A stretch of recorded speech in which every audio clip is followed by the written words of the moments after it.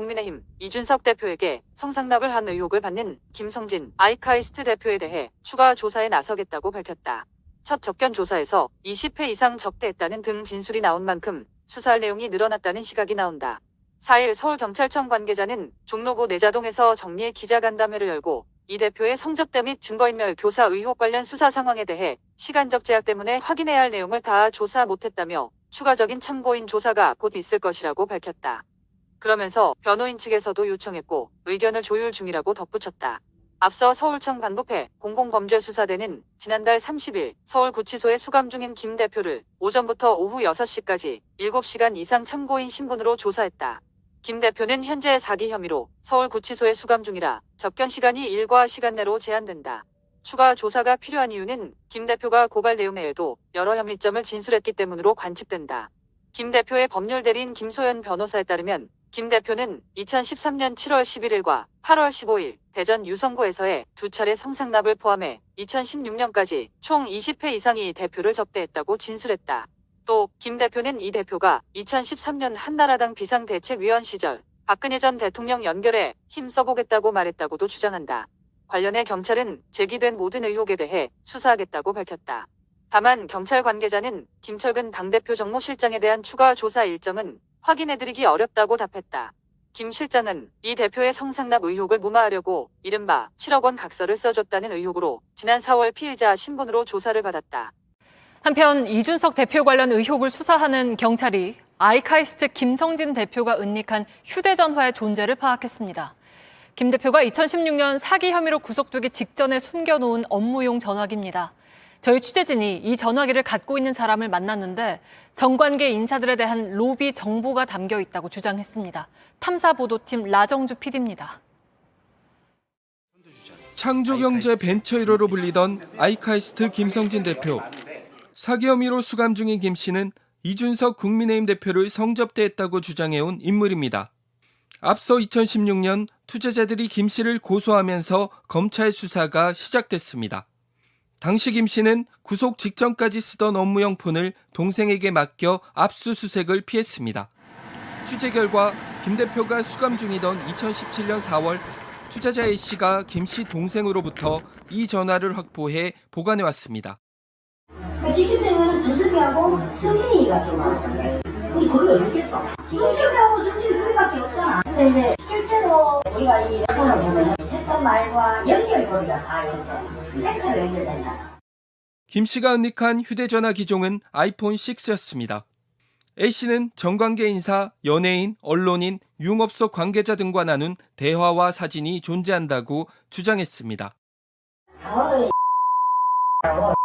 성진이하고 엮였던 게 자기 아들까지 다 엮여있어. 방금 녹음에는 그뿐만 아니라 그 당시 현직 대통령과 사진을 찍고 있고.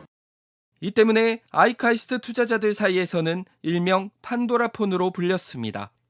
A씨는 이준석 대표 성접대를 입증할 만한 물증이 있는지는 정확히 답변하지 않았습니다.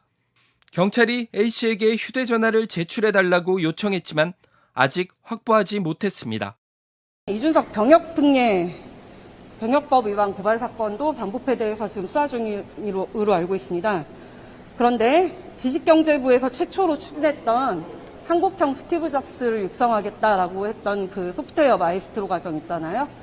그거 1기 멘토로 당시 최경환 지식경제부 장관이 30명을 야심차게 뽑았는데 김성진 대표가 바로 1기 멘토 30명 중에 한 명이었고 이준석이 멘티였다고 합니다. 그래서 이준석은 그 멘토였던 김성진의 제자로서